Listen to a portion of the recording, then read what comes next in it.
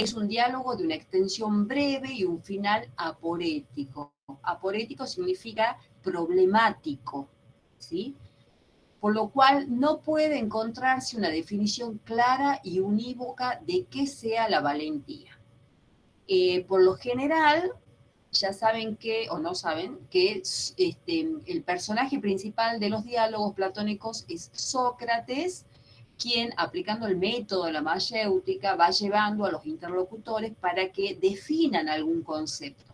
En este caso es la valentía, pero como acá dice en esta aclaración, en este diálogo no se llega a una definición de lo que sea la valentía. Profe, antes de que siga, le quería consultar algo. ¿Sí?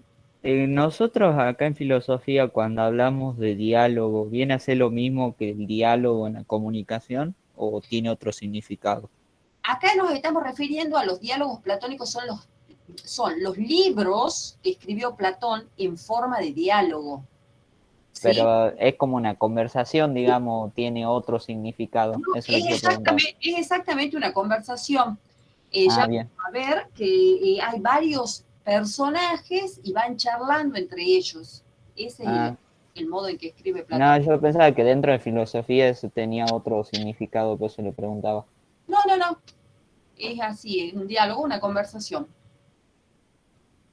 Bueno, si bien el tema central es la virtud de la valentía, la discusión acerca de la misma está enlazada con otras cuestiones como la educación de los hijos y la aseveración de que la virtud de la valentía está en relación con la virtud en general. ¿Sí? Entonces, se habla de la educación de los hijos y de la virtud en general, no solo de la valentía.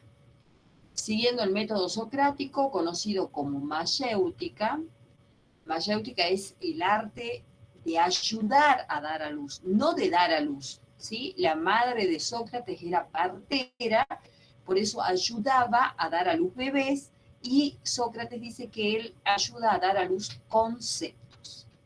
Los personajes son llevados a reconocer la ignorancia acerca del tema en discusión e invitados por Sócrates a emprender la búsqueda del concepto de valentía, es decir, a poder dar a luz sus propias ideas. Entonces Sócrates lo que hace es ayudar a los interlocutores para que puedan dar a luz justamente estos conceptos. Esperen que voy a poner para grabar. Bien, continuemos entonces.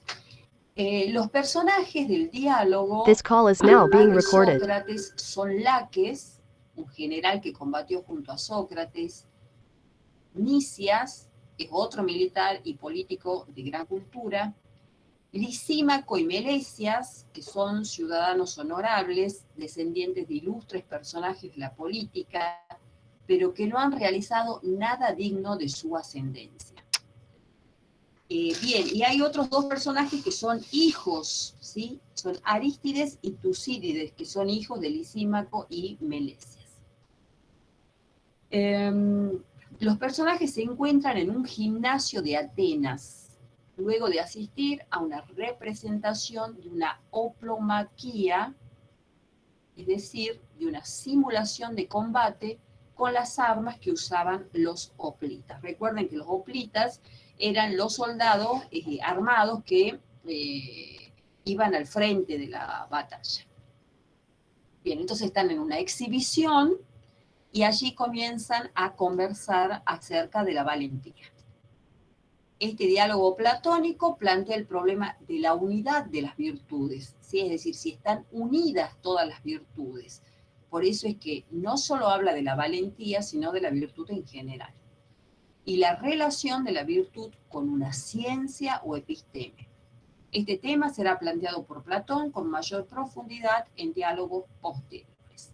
Bien, entonces esa es la introducción del práctico como para que ustedes se guíen acerca de la temática y de los personajes.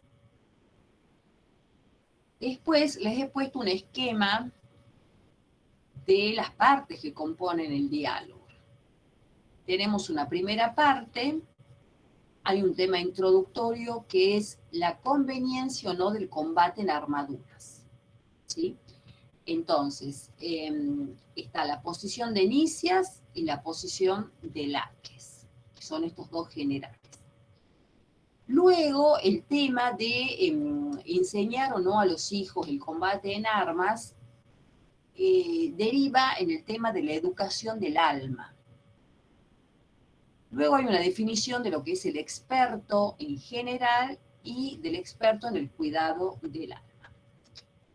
Luego viene una segunda parte. Aquí ya se intenta definir lo que es la valentía. Entonces tenemos la posición de Laques y la posición de Nicias, que son estos dos generales. Laques va a decir, en primer lugar va a dar una definición de la valentía que va a ser no huir en la guerra. Luego da una segunda definición de la valentía, que sería la perseverancia del alma. Pero esa perseverancia puede ser acompañada de sensatez. Si va acompañada de sensatez es buena y bella, y si va acompañada de insensatez va a ser dañina y mala. Y hay una tercera definición de Laques acerca de la valentía, que es como una perseverancia sensata. Todo esto van a ver que Sócrates va guiando la discusión, ¿sí?, entre los interlocutores. Luego está la posición de Nicias, da una primera definición de la valentía como cierta sabiduría. Ahí enlaza entonces esta virtud de la valentía con el conocimiento. Después da una segunda definición, que es conocimiento de lo temible y lo inofensivo, pero tanto en la guerra como en otras circunstancias. Entonces el experto va a ser aquel hombre sensato. Después hay una crítica de Laques a la segunda definición de Nicias, hay una defensa de Nicias de su definición, y finalmente la crítica de Sócrates. ¿Qué es lo que va a decir Sócrates? Que Nicias definió la virtud entera, en general, no una parte de ella. Entonces, la conclusión es que no se logra definir a la valentía. El diálogo no termina con una definición, ¿sí?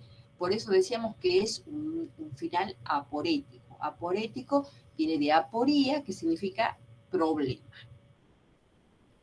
Bien, entonces es un esquema para que ustedes se ubiquen cómo está, cuál es la estructura del diálogo. Y después vienen las actividades. Punto 1, defina el tema o los temas centrales del texto. Señale cuál era la meta de la educación para un ateniense.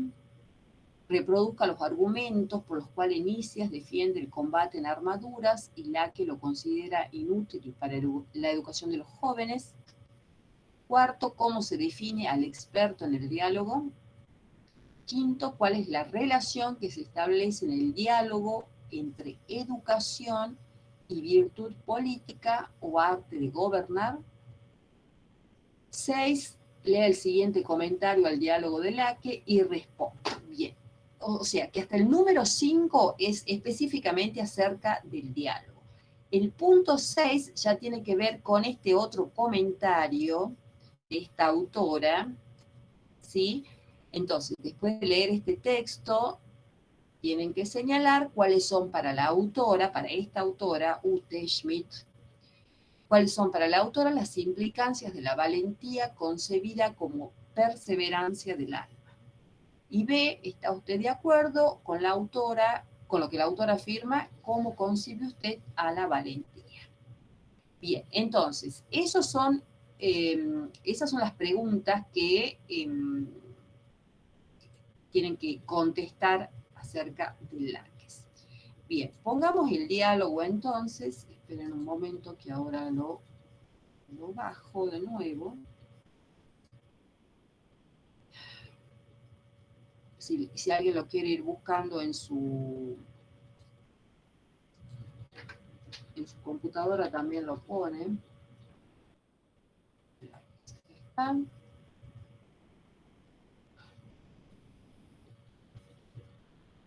¿Alguna pregunta acerca del práctico?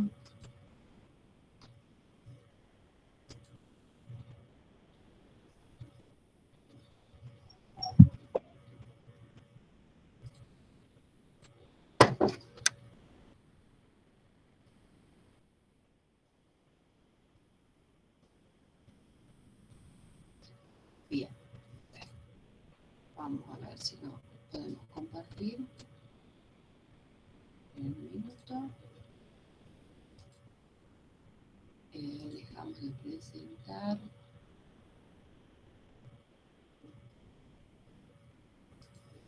A ver, me fijo que lo que están escribiendo.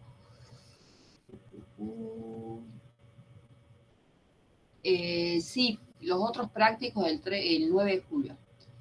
A ver, esperen que comparta. Láquez.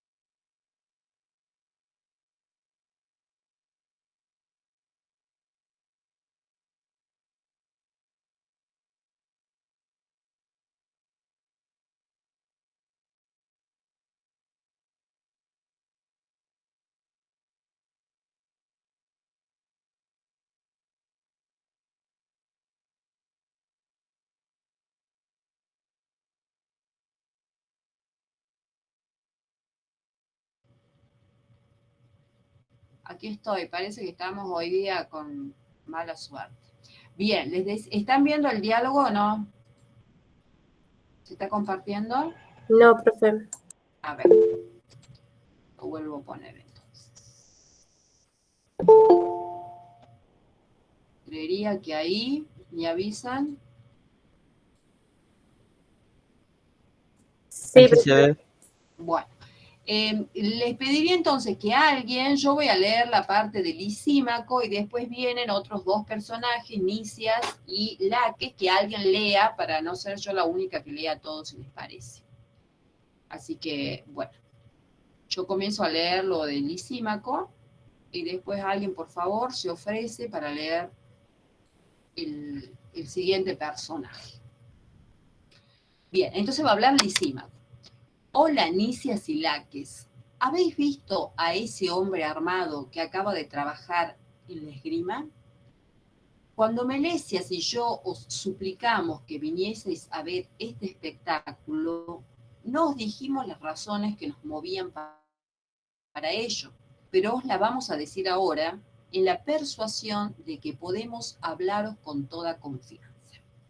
La mayor parte de las gentes se mofan de esta clase de ejercicios. Recuerda que están haciendo las exhibiciones, ¿no? Con las armas de los hoplitas.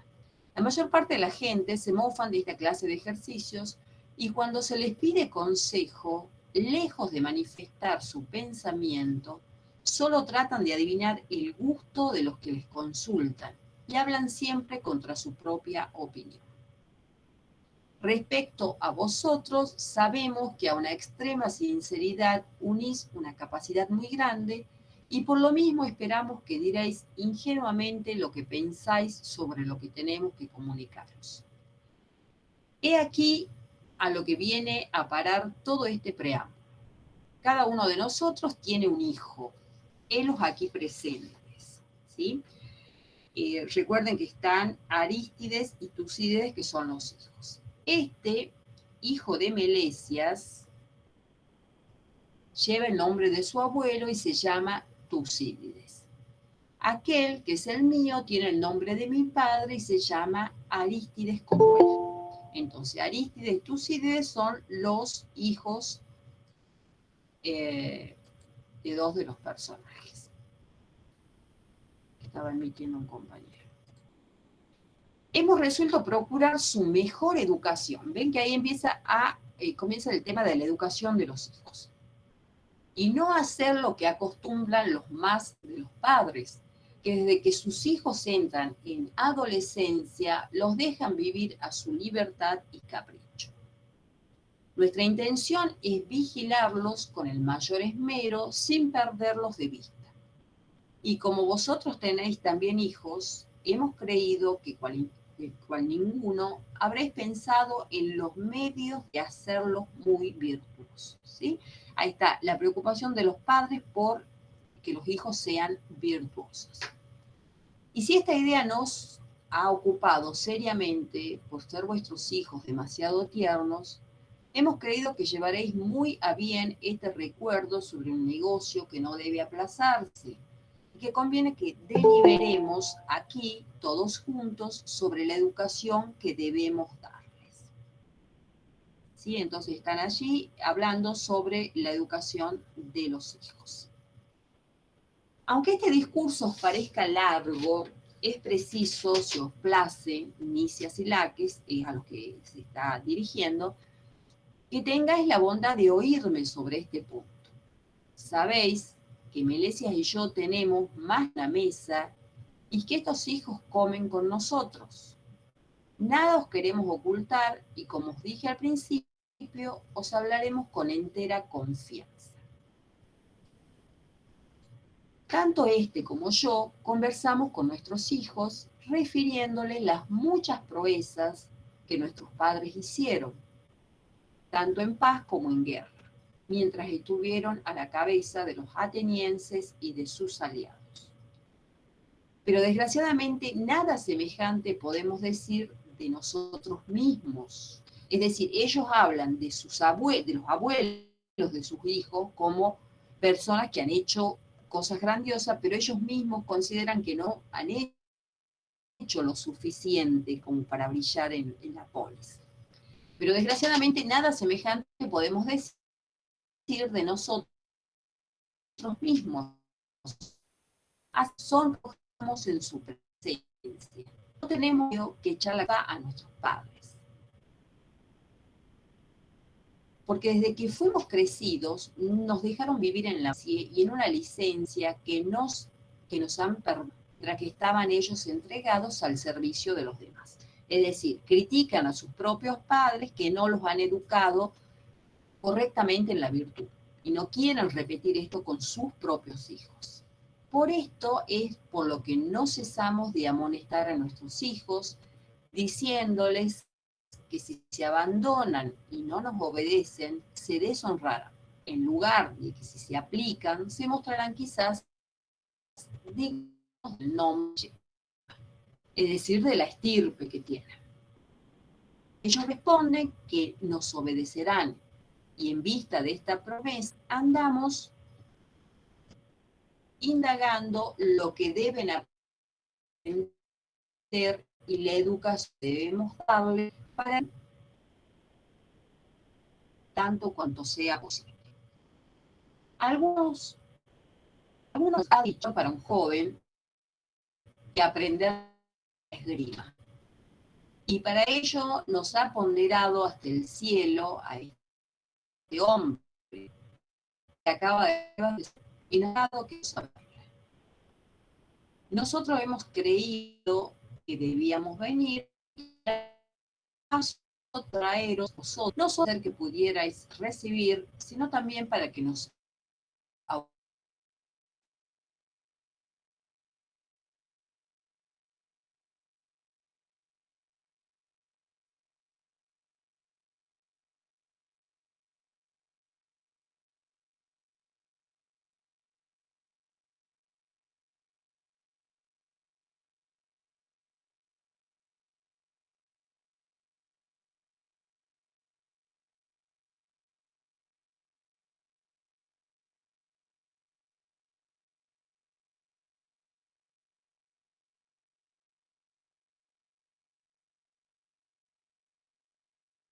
Profe, no se escucha. Se la escucha entrecortado, profesora.